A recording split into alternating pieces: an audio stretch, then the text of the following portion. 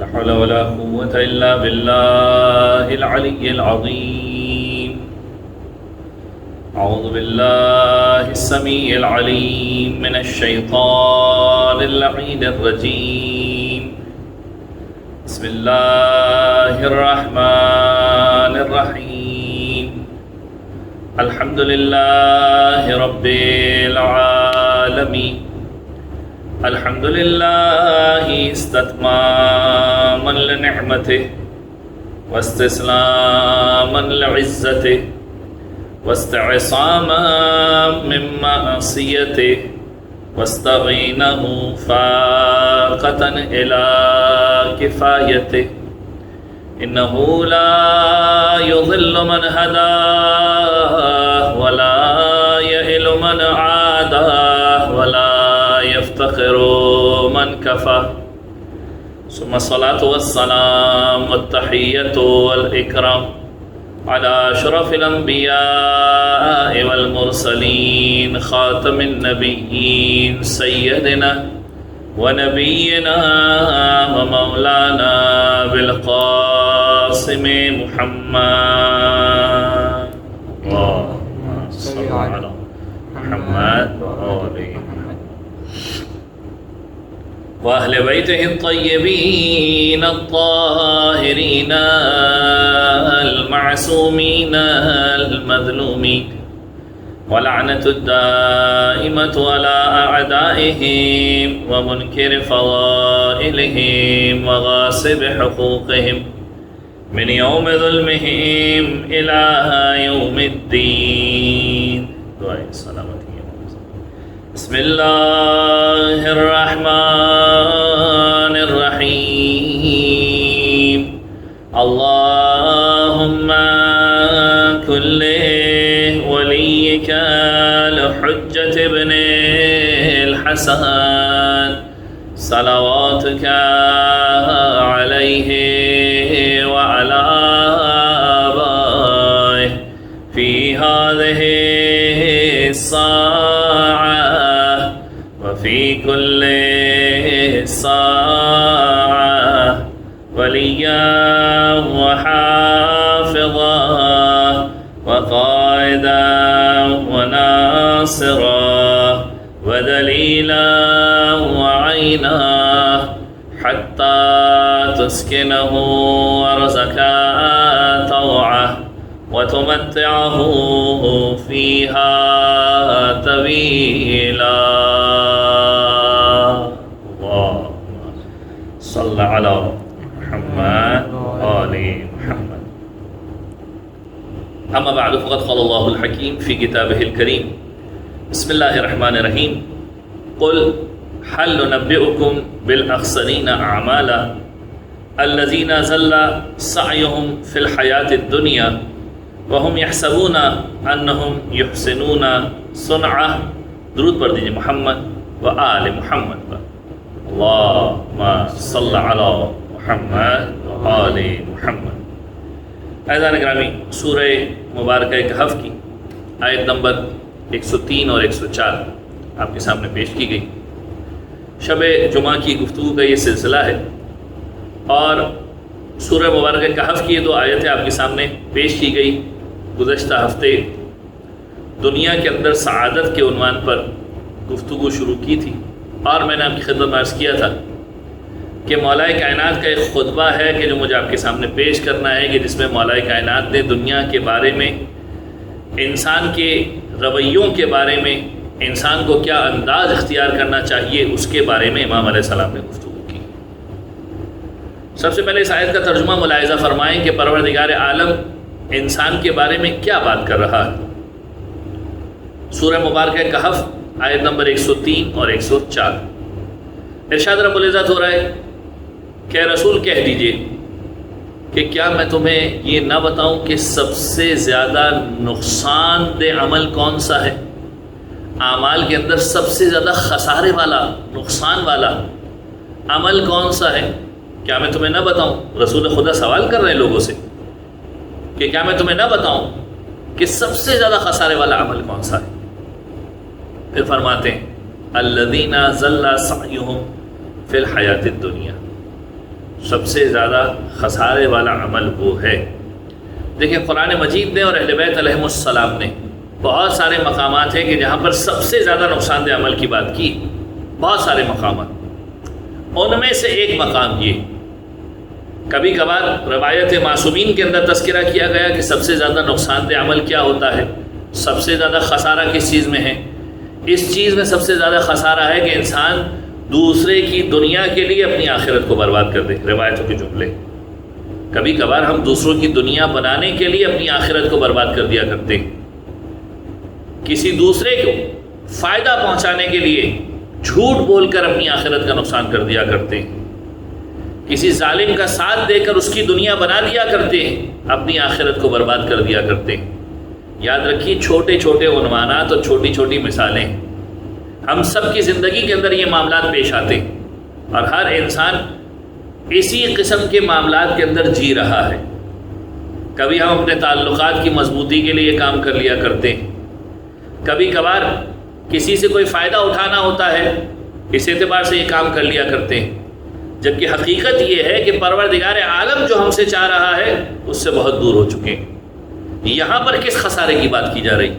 دیکھیں روایتوں کے اعتبار سے میں نے ایک روایت آپ کی خدمت پیش کی، اس کے علاوہ بھی اور بہت سارے مقامات ہیں۔ کسی مقام پر یہ کہا گیا کہ نقصان کے اندر ہے، خسارے کے اندر ہے وہ شخص کہ جس کو پروردگار عالم نے دنیا کی نعمتیں دی ہوں، وہ اپنی نعمتوں کے ذریعے سے اپنی آخرت کو نہ بنائے، خالی ہاتھ چلا جائے، اور دوسرا شخص آئے کہ جسے وہ مال و دولت مل جائے، اسی کا مال و دولت جو اس نے جمع کیا ہے، اور دوسرا شخص اپنی زندگی بنا لے۔ یہ ساری روایتیں موجود ہیں اس قسم کے عنوان کے اندر۔ یہاں پر قرآن مجید کے اندر پروردگار عالم کیا ارشاد فرما رہا ہے؟ یہاں پر پروردگار عالم ارشاد فرما رہا ہے کہ الذین ضل سعیہم فی الحیاۃ الدنیا، کہ وہ شخص سب سے زیادہ خسارے کے اندر ہے کہ جس کی کوششیں گمراہی کے اندر پڑ گئیں، جس نے گمراہی کے راستے میں کوششیں کرتا گیا، دنیا کی زندگی کے اندر گمراہی کے اندر ڈوبتا چلا گیا۔ اور تو اور کبھی کبھار انسان غلطی کی طرف جاتا ہے لیکن اسے پتہ ہوتا ہے کہ میں غلط کر رہا ہوں۔ آپ نے دیکھا ہوگا دنیا کے کئی سارے معاملات ایسے ہیں، ہم میں سے اکثر انسان ایسے ہیں کہ جب غلطی کرتے ہیں احساس ہوتا ہے کہ غلطی ہو رہی ہے۔ میں دعوے کے ساتھ کہہ سکتا ہوں، آپ جائیے دنیا کے اندر سروے کیجئے، دنیا کے اندر ایک بہت بڑی آبادی ایسی ہے کہ جو صحیح کو مانتے ہیں، غلط کو بھی مانتے ہیں، اور پھر جانتے بوجھتے ہوئے غلطی کر رہے ہوتے ہیں۔ یعنی اگر آپ نے غلطی کی ہے، آپ نے کسی غلط کا ساتھ دیا ہے، آپ کا ضمیر اس بات کی گواہی دے رہا ہوگا کہ تم نے غلط کیا ہے۔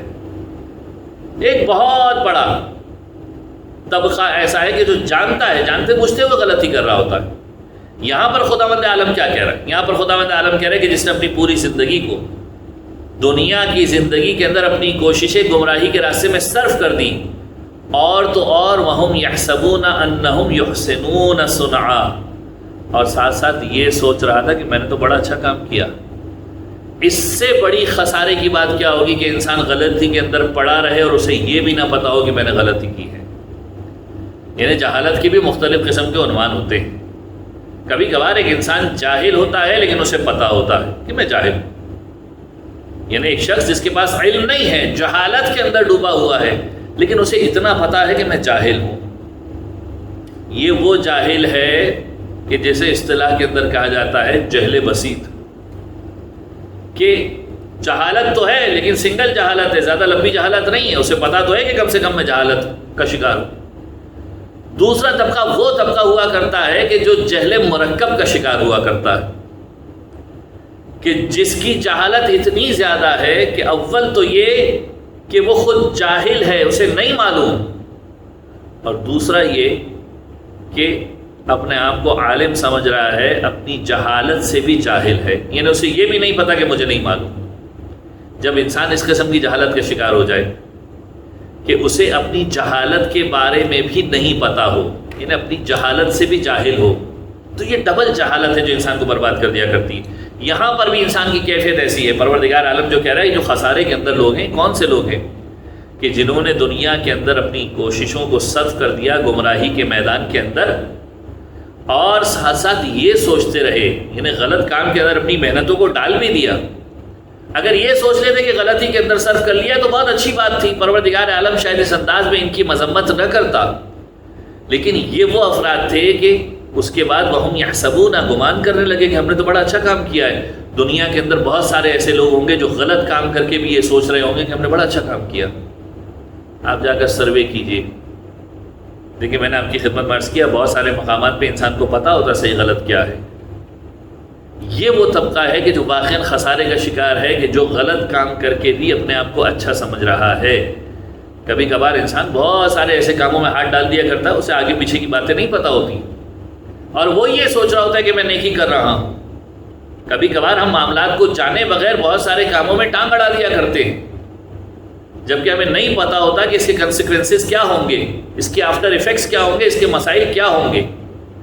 ہم تو یہ سوچ رہے ہوتے ہیں کہ ہم تو بڑا اچھا کام کریں، جی نہیں، بہت سارے مقامات ایسے کہ جہاں پر انسان اس آیت کا مصداق بن جایا کرتا ہے۔ پروردگار عالم کہہ رہے ہیں کہ انہوں نے دنیا کے اندر گمراہی کے اندر وقت گزار دیا، کوششیں صرف کر دی، اور پھر اس کے بعد مسئلہ یہ تھا کہ یہ سمجھ رہے تھے کہ یہ بہت اچھا کام کر رہے ہیں، جبکہ حقیقت یہ کہ اچھا کام نہیں تھا۔ یہ لوگ خسارے والے اعمال کے اندر مبتلا ہیں۔ عزیزان گرامی، دنیا کے اندر انسان اسی قسم کے دھوکوں کا شکار رہتا ہے۔ گزشتہ ہفتے میں نے آپ کی خدمت میں عرض کیا کہ انسان کے لیے سعادت بہت امپورٹنٹ ترین چیز ہے، اور سعادت اس وقت انسان کو ملا کرتی ہے کہ جب انسان ایک نیکی کی طرف رغبت کرے، رغبت کرنے کے بعد قدرت کو حاصل کرنے کی کوشش کرے، اور رغبت اور قدرت کے ساتھ جو اہم ترین عمل ہے، ایک اہم ترین کیفیت جو پروردگار عالم کی طرف سے ملتی ہے، توفیق پروردگار۔ جب انسان نیکی کی طرف رغبت کیا کرتا ہے، ارادہ کرتا ہے، قدرت کو بھی حاصل کر لیا کرتا ہے، ورنہ یہ چیزیں الگ الگ بیکار ہیں۔ میں نے گزشتہ گفتگو میں عرض کیا تھا، جب پروردگار عالم کی توفیق شامل حال ہو جائے گی تو یہ ساری کی ساری چیزیں مل کر ایک نیکی کے عمل کو پروان چڑھا دیا کریں گے۔ ورنہ دنیا کے اندر انسان بہت سارے مقامات ایسے ہیں کہ جہاں پر ہم، خواہشیں تو بہت ساری ہیں ہماری۔ کیا آپ نہیں چاہتے جنت میں جائیں؟ کیا میں نہیں چاہتا جنت میں جاؤں؟ کیا مجھے شوق نہیں ہے کہ پل صراط کی سختیاں مجھے آسانی سے حل ہو جائیں میری؟ کیا مجھے شوق نہیں ہے کہ پروردگار عالم مجھے جنت کے اندر اعلیٰ مقام دے دے؟ لیکن حقیقت یہ ہے کہ ان ساری باتوں کے باوجود انسان کوششوں سے پیچھے بھاگ رہا ہے۔ دنیا کے اندر جو انسان کا سب سے بڑا مسئلہ یہ ہے کہ ہم میں سے ہر کوئی چیز، ہر کوئی شخص، ہر کسی چیز کو بغیر محنت کے حاصل کرنا چاہتا ہے، اور یہی وجہ ہے کہ معصوم علیہ السلام نے اپنی مختلف باتوں کے اندر، مختلف حدیثوں کے اندر انسان کو اسی پیغام کو سمجھایا، اسی پیغام کو بتایا۔ کیا پیغام سمجھانے کی کوشش کی گئی کہ کتنے مقامات ایسے ہیں کہ جہاں پر تم در حقیقت پروردگار عالم کے ساتھ مذاق کر رہے ہو۔ یہ دنیا کے معاملات ہیں عزیزان گرامی۔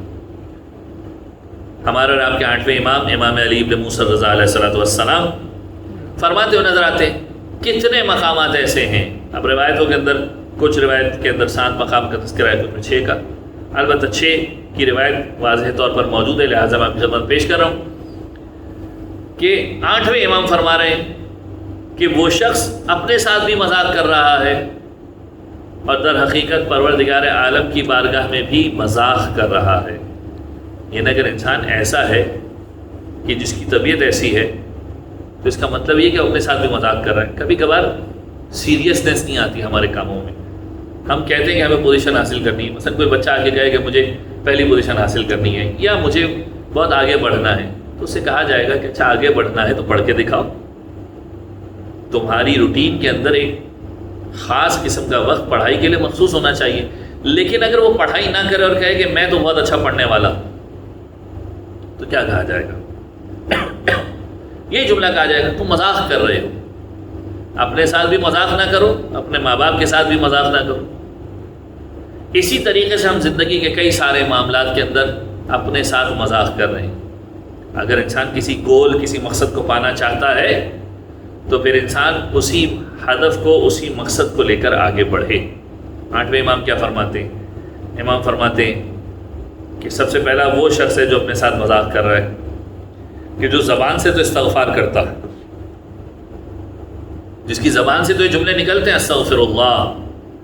ہمارے یہاں تو استغفار کے مختلف طریقے ہیں، کوئی کان پکڑ لیا کرتا ہے، کوئی زبان سے مختلف قسم کے انداز میں آوازیں نکال دیا کرتا، کہتا ہے کہ بس استغفار کر لیا.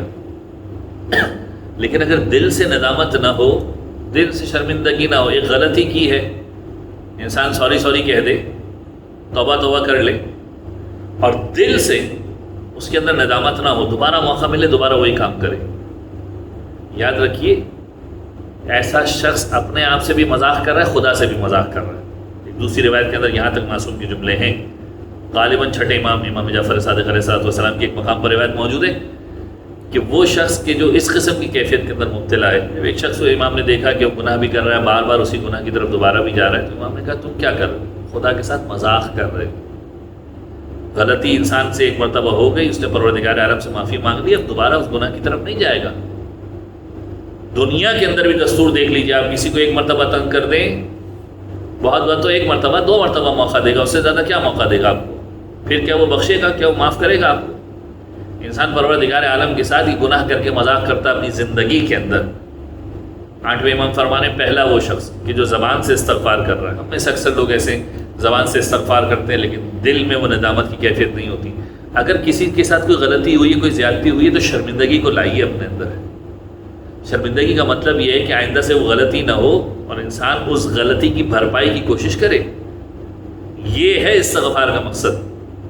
ہم دنیا کے اندر اتنے ڈوبے ہوئے ہیں کہ اپنے معاملات کو سیدھا کرنے کے لیے آئی ایم سوری، یہ ایک ایسا لفظ ہے جو جب ایجاد ہوا تو پتہ نہیں کس انداز میں انوینٹ ہوا تھا کہ بڑا سمپل سا ورڈ انگریز لوگ ایجاد کر کے چلے گئے، اور زبان پر آئی ایم سوری کا لفظ انسان نے کہہ دیا، نہ کسی مقصد کو سمجھا نہ کسی ہدف کو دیکھا.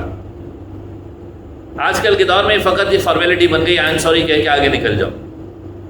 امام فرما رہے اگر ندامت نہیں ہے، مذاق کر رہے ہو اپنے ساتھ، کوئی فائدہ نہیں. دوسرا مرحلہ کون سا ہے کہ جہاں پر امام فرما رہے ہیں کہ تم اپنے ساتھ مذاق کر رہے ہو؟ امام فرماتے ہیں دوسرا مرحلہ وہ مرحلہ ہے کہ تم خدا سے توفیق کا سوال تو کر رہے ہو کہ اے پروردگار مجھے یہ کام کرنا ہے، مجھے ہمت دے، مجھے طاقت دے، لیکن خود سے کوشش نہیں کر رہے. تم کہہ رہے ہو پروردگار میں امتحانات میں کامیاب ہونا چاہتا ہوں، اے پروردگار میں بہت آگے کی طرف جانا چاہتا ہوں، لیکن خدا کہے گا آگے جانا ہے تو محنت کرو. تم توفیق تو مانگ رہے ہو پروردگار عالم سے کہ پروردگار میرے لیے راستوں کو آسان کر دے، میرے لیے راستوں کو سیدھا کر دے، لیکن جب کوشش کا مرحلہ آتا ہے تو گھر پہ بیٹھے رہتے ہو. بالکل اس بچے کی مانند کے جو امتحان میں اچھے نمبر لانے کی امید تو رکھتا ہے لیکن کتابیں کھولنے کی زحمت نہیں کرتا، اور پھر خدا سے دعا مانگا ہے پروردگار مجھے اچھے نمبروں سے پاس کر دے. کہ معجزات ہوتے رہتے، میں معجزات کی بات نہیں کر رہا، لیکن اگر عدل کے تقاضوں کی بات کی جائے تو جو شخص پڑھ نہیں رہا، جو امتحان کے اندر صحیح پیپر کو حل نہیں کر رہا، اس کے اچھے نمبر کہاں سے آئیں گے؟ یہ کوئی پاکستان اور ہندوستان کا پیپر چیک کرنے والا نہیں کہ جہاں پر ساری کی ساری کرپٹ کیفیت ہوں اور انسان خالی پیپر چھوڑ کے بھی سارے کے سارے نمبروں کو حاصل کر لے. ہونے کو بہت ساری چیزیں ہو سکتی ہیں. میں امام کی حدیث کو آپ کے سامنے پیش کرنا چاہ رہا ہوں کہ اگر انسان پروردگار عالم سے توفیق کا سوال کرے کہ پروردگار میرے لیے راہوں کو آسان کر دے، تو خود محنت تو کرے، خود کوشش تو کرے. اگر کوشش نہیں کر رہا، ہاتھ پہ ہاتھ دھر کے بیٹھا ہوا ہے، اس کا مطلب یہ ہے کہ وہ دعا پر تو یقین رکھتا ہے لیکن دوا پر یقین نہیں رکھتا، محنت کے اوپر یقین نہیں رکھتا. مذاق کر رہا ہے ایسا شخص اپنے ساتھ، آگے نہیں بڑھ پائے گا. پھر امام فرماتے ہیں تیسرا وہ شخص ہے کہ جو خداوند عالم سے دور اندیشی کو تو طلب کرے کہ پروردگار میرے لیے آگے کی راستوں کو سمجھ عطا فرما، میں احتیاط کے ساتھ آگے بڑھنا چاہتا ہوں، لیکن دور اندیشوں والی سوچ اپنے اندر پیدا نہ کرے، آگے کے معاملات کے لیے اچھی سوچ پیدا نہ کرے، احتیاط کے راستے کو اختیار نہ کرے. میں یہ تو کہوں کہ مجھے لمبی مدت میں آگے جا کر بہت معاملات کو سدھار کے چلنا ہے، لیکن میں ایسے کام کروں کہ جو آگے کے معاملات کو بگاڑنے والے ہوں. تو یہ دور اندیشی نہیں ہوتی. انسان جب آگے کے لیے کام کرتا ہے، بہت سارے مقامات پر انسان کو آگے کے معاملات کو سیدھا کرنے کے لیے بہت سارے سخت قسم کے فیصلے لینے پڑتے ہیں. لیکن انسان دور اندیشی کی تمنا تو کرے، پروردگار عالم سے دور اندیشی تو طلب کرے، لیکن عمل کے میدان میں دور اندیشی کا کام نہ کرے. جذبات میں آگے لوگوں سے جھگڑا کرتا رہے، پھر ایسا شخص اپنے آپ سے مذاق کر رہا ہے. پھر معصوم فرماتے ہیں کہ جنت کا سوال تو کرے پروردگار عالم سے. ہم میں سے ہر کوئی جنت کی تمنا رکھتا ہے، یاد رکھیے جنت کا سوال تو کرے، مگر مصیبتوں پر، مشکلات پر، شدتوں پر صبر نہ کرے۔ جیسے ہی کوئی مشکل آئے پروردگار عالم کی بارگاہ میں رونا شروع کر دے، پروردگار عالم کی بارگاہ میں کوسنے دینا شروع کر دے، شکوے شکایتیں شروع کر دے۔ یاد رکھیے مشکلات پر صبر کرنے کے بعد جنت کا مرحلہ آئے گا۔ انسان اپنے اعمال کے اندر اصلاح کی کوشش کرے، بہتری لے کر آئے، تب جنت کا مرحلہ آئے گا۔ ہم میں سے ہر کوئی تھوڑے سے عمل کے بدلے میں جنت چاہتا ہے۔ علماء بیان فرماتے ہیں اب نہیں معلوم کہ مزاحن یہ روایت کسی مقام پر موجود ہے کہ کسی مقام پر معصوم نے دیکھا، اگر معصوم کی روایت نہ بھی ہو تو فقط ایک حکایت کے طور پر اسے سن لیجئے کہ ایک مقام پر ایک شخص کو دیکھا کہ جو بڑی تیزی سے عبادت کر رہا ہے، جلدی عبادت کر رہا ہے۔ جب اسے دیکھا تو عبادت کرنے کے بعد اس سے دعا مانگی کہ اے پروردگار مجھے جنت میں اتنی حوریں دے دینا، وہ دعا کہ جس پر عام طور پر ہر کوئی الہی آمین کا لفظ کہتا ہے۔ جیسی دعا مانگی قریب کھڑے ہوئے شخص نے کہا، میں اس روایت کو حکایت کے طور پر پیش کر رہا ہوں چونکہ میرے پاس ریفرنس اس وقت ذہن میں نہیں، تو جیسے ہی اسے نماز مکمل کی بزرگ نے کہا کہ بھائی یہ کیسی دعا مانگی؟ کہا حوروں کی دعا مانگی۔ بزرگ نے کہا تو نے مہر تو بڑا کم بھیجا ہے اور دو حوریں چاہیے، تجھے جنت میں زیادہ حوریں چاہیے۔ اگر جنت کی نعمتیں چاہیے تو یہاں پر سختی، یہاں پر عمل زیادہ کرنا پڑے گا۔ انسان کی کیفیت بھی ہے، جنت کا ہر کوئی طلبگار ہے لیکن عمل کرنے کو کوئی تیار نہیں۔ پھر امام فرماتے ہیں کہ جہنم سے پناہ مانگتے ہیں سب کے سب، لیکن خواہشات دنیا کو چھوڑنے کے لیے کوئی تیار نہیں ہے۔ انسان کی کیفیت ہی یہ ہے، ہم میں سے ہر کوئی یہ چاہتا ہے کہ جہنم کی آگ میں نہ ڈالا جائے، لیکن سوال یہ ہے کہ جہنم کی آگ سے بچنا تو چاہتے ہیں، کیا دنیا کی خواہشات کو چھوڑ دیا؟ دنیا کی ساری لذتیں ہمیں چاہیے، دنیا کی ساری عیاشیاں ہمیں چاہیے۔ یاد رکھیے جتنا ہوگا اتنا حساب دینا پڑے گا۔ ابھی میں غلط کمائی ہوئی چیز کی تو بات ہی نہیں کر رہا، یاد رکھیے حرام میں عذاب ہے، حلال میں حساب ہے، روایت کے جملے معصوم کے۔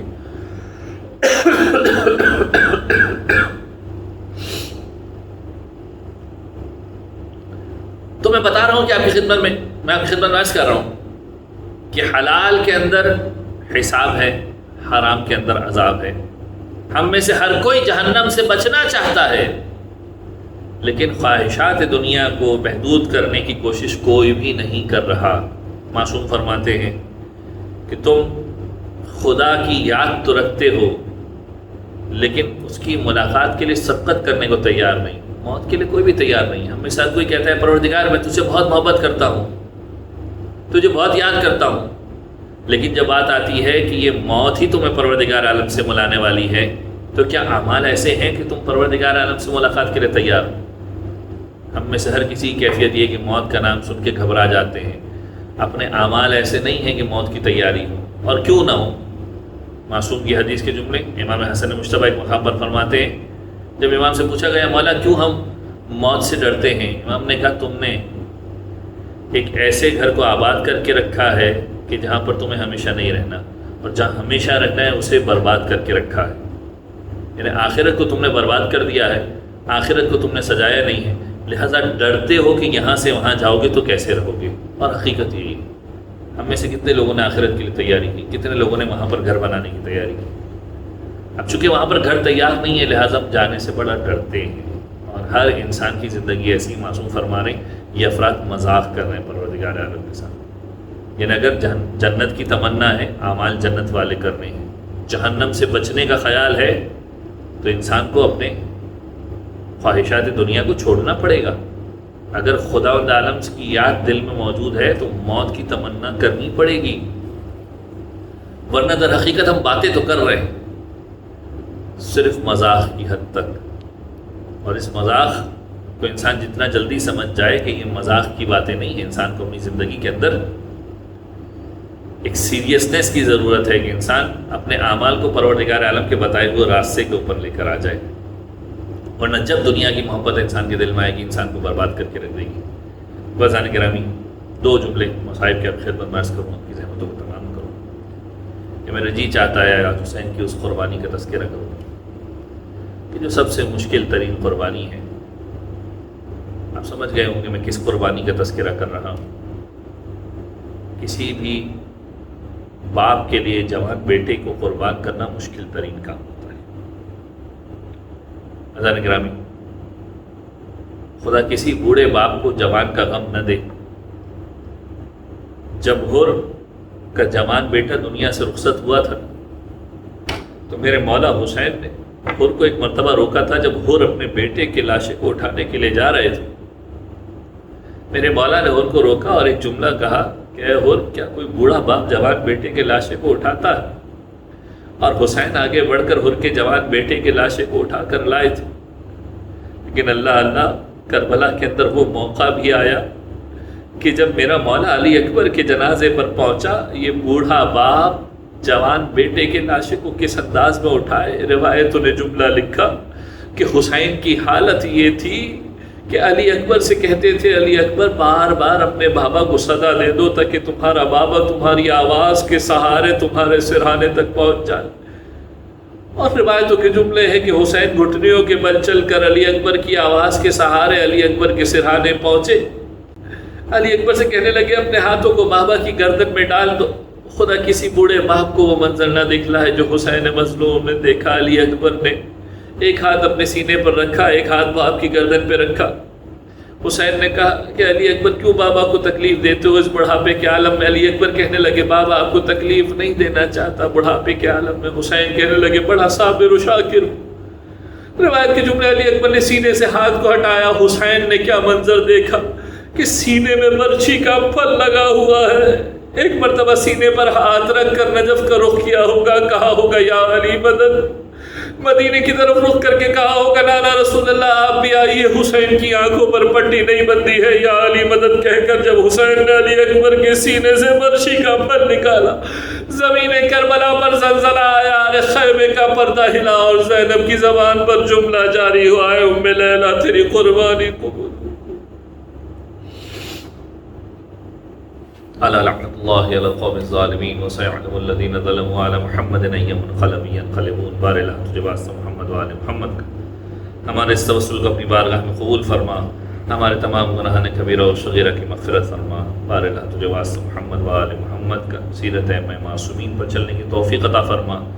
اس وبا کا کہ جو پوری دنیا کے اندر پھیلی ہوئی ہے جلد از جلد خاتمہ فرما. زمانے کے امام کے ظہور میں تعجیل فرما. ہمیں ان کے اعوان و انصار میں شمار فرما. ربنا تقبل منا انك انت السميع العليم وتب علينا انك انت التواب الرحيم.